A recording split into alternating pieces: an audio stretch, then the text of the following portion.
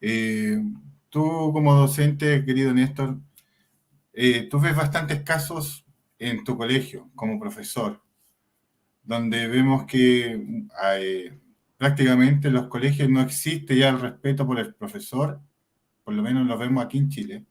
Se da mucho que no existe el respeto por el profesor, eh, se le falta, se le insulta, pero todo eso viene desde la casa.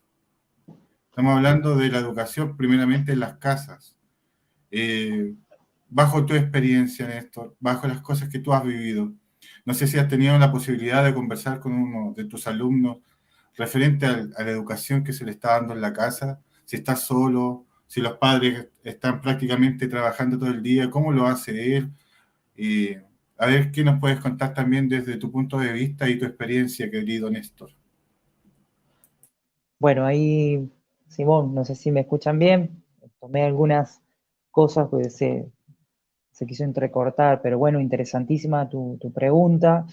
La verdad que hoy la escuela está en una situación de crisis y transición. Bien, hay una frase eh, que nosotros traemos de nuestra formación universitaria, donde tenemos educadores del siglo XX, edificios del siglo XIX y estudiantes del siglo XXI.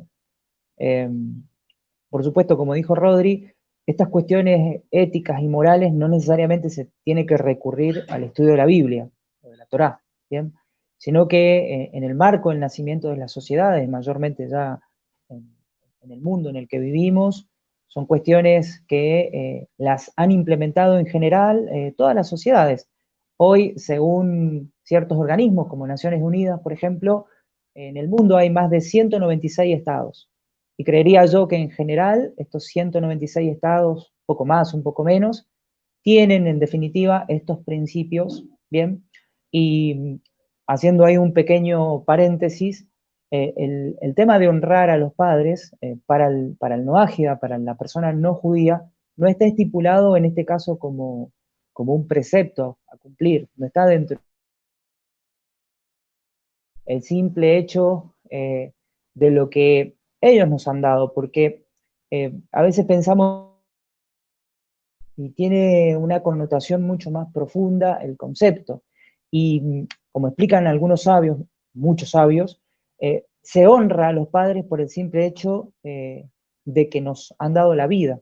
Ese es el objetivo. Como bien hizo énfasis Rodri, de que son tres socios los que participan en la creación de una persona. El padre, la madre y Dios que da el alma. Entonces, en ese sentido hay una similitud justamente de así como se honra a Dios, se debe honrar a los padres. Por supuesto que a lo largo del tiempo eso ha ido cambiando, estamos en un mundo con otras características totalmente diferentes. Creo que hay un punto de inflexión en la historia de la humanidad a partir de la década de los 90 con la globalización, con un montón de invenciones que han llevado en este caso a que las personas tengan prácticas culturales similares. Uno puede estar en cualquier punto de la Tierra y hay cosas que nos representan.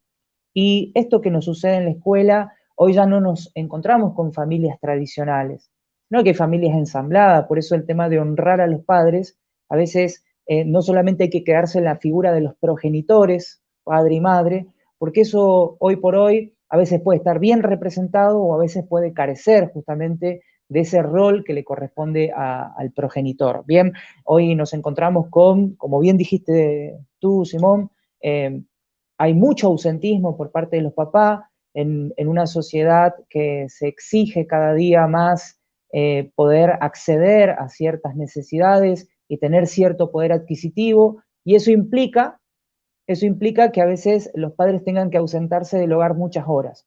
Y los chicos, bueno, están muchas horas solos, hoy la compañía de los chicos es el celular, hay tanta tela para cortar respecto a esa temática.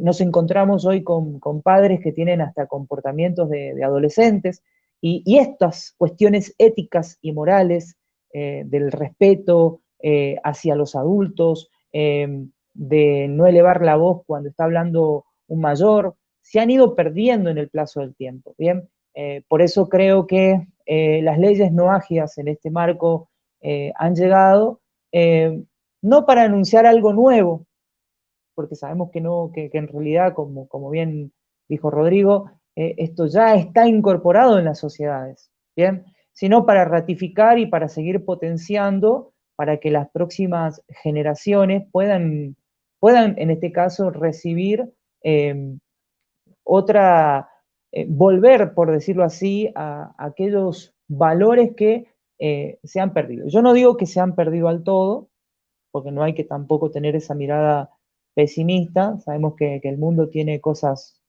buenas y no tan buenas. Y uno debe tratar de poner siempre en la balanza aquellas cosas buenas y tratar de corregir aquellas cosas malas. Pero sí he sabido que hoy lidiar con los problemas de la escuela de hoy tiene muchas cosas difíciles. Hoy la escuela no cumple la función de transmitir conocimientos, sino más que todo de acoger, de contener a niños que a veces vienen con un vacío emocional y a veces vienen con problemas que desbordan a los mismos profesionales de la educación y deben ser atendidos por otros tipos de profesionales. Todas estas consecuencias creo que también se desprenden de este gran precepto que tiene el ser humano, de honrar a los padres. Creo que ahí es donde uno debe hacer énfasis. El honrar a los padres viene por el simple hecho de que hemos llegado a la vida por la vida de alguien, ¿bien? Y son esas personas justamente que nos han dado este regalo maravilloso. Por eso se equipara honrar a los padres como con honrar a Dios. Excelente, tienes toda la razón, Néstor. Y creo que estamos en una sociedad donde también se le ha perdido el respeto y el temor al cielo. Estamos en una sociedad donde se ha dejado de creer también en Dios y se ha tergiversado el mensaje universal. Quería preguntarte acerca de cómo a las personas de nuestras comunidades los encaminamos, los enrelamos en cierta forma a poder sacarles o sacarlos del punto de vista idolátrico con respecto al perdón. Sabemos que hay muchas personas en nuestra comunidad o en nuestras comunidades que aún así dicen, yo no perdono a mi papá, es mucho el daño que me hizo. Yo no perdono a mis hermanos, yo no perdono a mi papá, yo no perdono a mi mamá. ¿Cómo encaminamos a las personas a que eso también es idolatría? Que el yo, el ego, el egocentrismo, el yo, está mal. ¿Cómo lo hacemos entender? Bueno, primeramente creo que no es a mi entender, no es la misión de uno de hacer entender al otro tal cosa, sino que cada persona tiene su proceso de aprendizaje y de internalizar ciertos conceptos. Eh, y creo que también traigo un poco a colación ahí, uniendo lo que planteaba Rodrigo, me gustó mucho lo que dijo Menayes a lo último, que es cierto, vivimos en una sociedad que hay códigos de leyes que se deben respetar y por hoy eso se ha roto. El mundo en el que vivimos es un mundo muy difícil. Pero volviendo un poco a tu pregunta, entendamos nosotros que las familias tradicionales o compuestas por papá, por mamá e hijos, no digo que hayan desaparecido, todo lo contrario, hay que seguir conservando y construyendo, pero hoy encontramos otros contextos. Entonces, eh, poder realmente entender a esa persona que ha tenido un pasado oscuro en su hogar, ¿bien? Imagínate que una persona que vivió toda la vida bajo la influencia de padres golpeadores, ¿bien? Eh, y otras muchas cosas, ¿bien? Es difícil poder realmente que esa persona en poco tiempo pueda subsanar. Es más que obvio que tiene que haber un proceso de tiempo y creo que lo mejor que le puede pasar a cualquier persona, a cualquier ser humano, es poderse reencontrar consigo mismo, entender de la existencia del creador, pero para todo eso hay un proceso. No es fácil, a mi entender, no es fácil ejecutar el perdón. Inclusive, yo quiero tomar aquí, pues, a veces uno el mensaje lo tiene de manual, da las respuestas así porque lo dijo tal escritor o porque lo han explicado, pero bueno, hay un dicho aquí en la Argentina, como creo en América Latina, del dicho al hecho hay mucho estrecho. Eh, y el hecho a veces no confirma o no ratifica lo que está escrito. Eh, y aquí yo tomo algunos puntos, por supuesto, sobre el carácter del ser humano, ¿bien? Y por recomendación de los que nos enseñan, se puede analizar esto. Aquí Maimónides, en las leyes relativas al carácter, dice que todas las personas tienen rasgos de carácter diferentes, ¿bien? Muy distintos unos de otros y diametralmente opuestos. Dice que hay individuos irascibles, que siempre se enojan, otros son tranquilos y no se enojan en absoluto, y si ocurre que se disgusta, será levemente y alguna vez en años. Hay individuos muy arrogantes y otros muy humildes. Está el que va tras los placeres mundanos, que nunca queda satisfecho con sus deseos, y está el de la naturaleza sumamente pura, que no apetece ni siquiera lo poco que el cuerpo precisa. Entonces, lo que yo puedo destacar esto es que los seres humanos tienen caracteres diferentes, entonces a una persona tal vez le pueda hacer en su proceso más sencillo de perdonar, y destaco, bueno, lo que plantea Rodrigo, que está, creo que lo aprendemos, una de las primeras cosas en las temáticas vinculadas a la Teshuvá, aprendemos que si uno realmente no pide perdón, en este caso a su prójimo, a la persona a la cual ha ofendido, ha dañado, no rezarse en este caso, en lo que ha llevado a cabo, evidentemente el perdón no se va a efectuar. Pero vuelvo a repetir, a mi entender, creo que para llevar a cabo ese proceso, eh, eh, no es fácil, no es sencillo. No es lo mismo en un hogar donde han habido padres donde han encaminado a sus hijos con el objetivo de personas civilizadas para el día de mañana, se esforzaron por criarlos, por cuidarlos, en las buenas y en las malas, les dieron la posibilidad que estudiaran, que se formaran, que se capacitaran, y que en el proceso, mayormente en la etapa adolescente, u otras etapas ya más de adulto, siempre está el enojo por tal o tal cosa, ¿bien? Yo creo que a lo mejor eso en algún aspecto se puede minimizar y no caer en la idea como ese bonito ejemplo y tan fuerte que puso Menayes, cuando la persona fallece y si realmente yo no he llevado a cabo mi, mi situación de arreglar el problema, está difícil, ¿verdad? Eh, pero bueno, ese es un punto. Pero ¿qué hacemos con aquellas personas que hoy puedan participar de los grupos o sean partícipes en este caso, de la enseñanza no ágida y que están aprendiendo y que están recibiendo toda esta información, para muchos nueva, cuando han tenido un pasado difícil en sus hogares? Bien, cuando realmente no han tenido la presencia del papá y de la mamá y se han creado de, a lo que hubo, lo que estuvo presente. Y por la misericordia del cielo, esas personas se encaminaron para realmente poder el día de mañana, cuando formaran su familia, no dar el ejemplo que ellos vivieron cuando fueron niños.